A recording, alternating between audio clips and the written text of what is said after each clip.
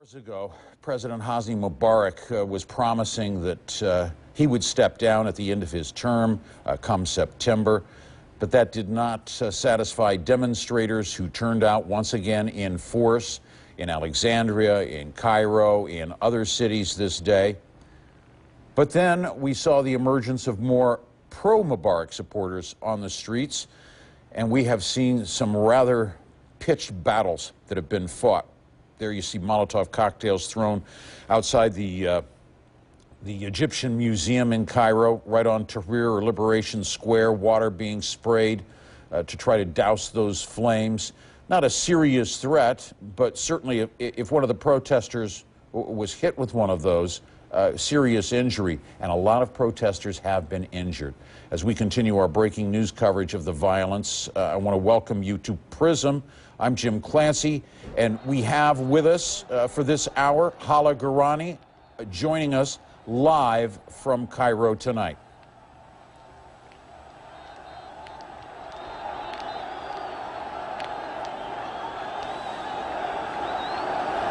Hala Garani.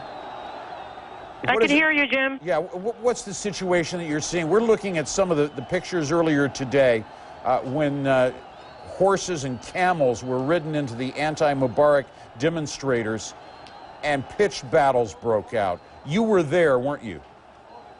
I was. It was truly a surreal scene. These horses and these camels came charging into the square. I was right on the side, that image you just ran there that our viewers just saw. I was right to the side of that, and at that point, people started running frantically in my direction, and I got caught in the rush and got slammed against the gate that surrounds the Cairo Museum. At that point, one of the pro-Mubarak agitators came up to me and started threatening me. One of the protesters on the pro-Mubarak side actually kind of grabbed me by the shoulder and told everyone who got near me, "She's with me," which was, frankly, I think what kind of got me out of that situation okay. It's just something we couldn't have predicted, Jim.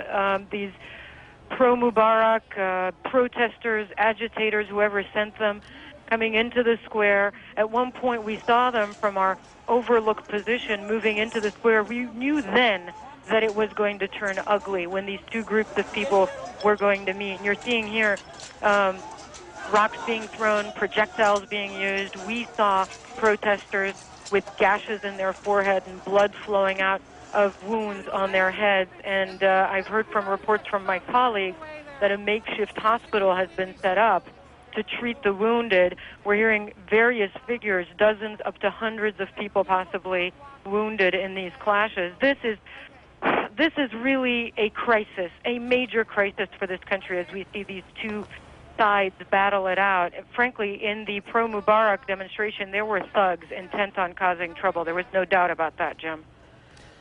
At the same time, we saw the anti-Mubarak forces taking some of the horseback riders down onto the ground and beating them mercilessly.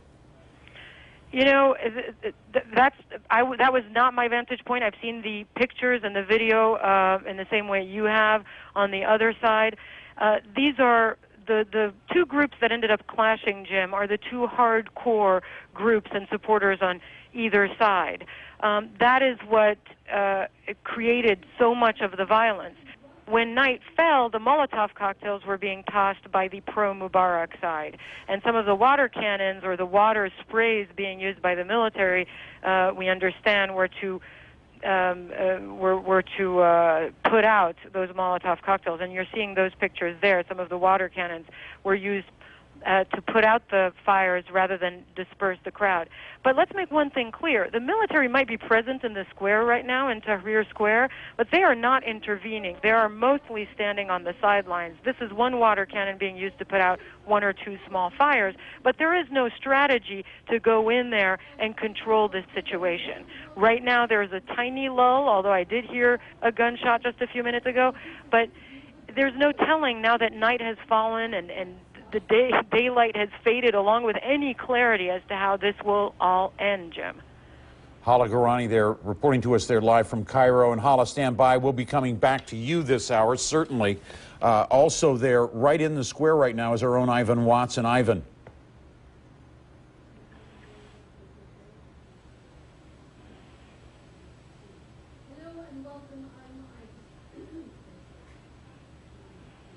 Fred Pleitgen, I understand you are also there surveying the scene. From your vantage point, what is happening tonight in the square?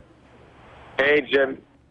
Overlooking the square from a little bit different of a vantage point than I had before. And what I'm seeing right now is actually a fair size of extra pro-Mubarak demonstrators coming here towards the square. I was saying before that it seems as though the square has gotten a little more empty. Now it seems more reinforcements are on their way.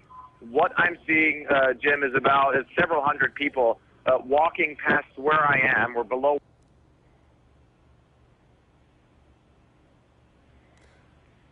Have we lost Fred? I think we have. You're looking at a live picture here of Tahrir Square and trying to maintain constant coverage of what is happening in Egypt, the largest Arab country in the world, a leader in so many different ways in the Arab world. Other capitals have looked on. They've seen what's happening here. There have been announcements in Yemen, for instance, that a plan to allow the presidential rule to be extended, that was set aside. We've also seen a move by Jordan's king to install a new government.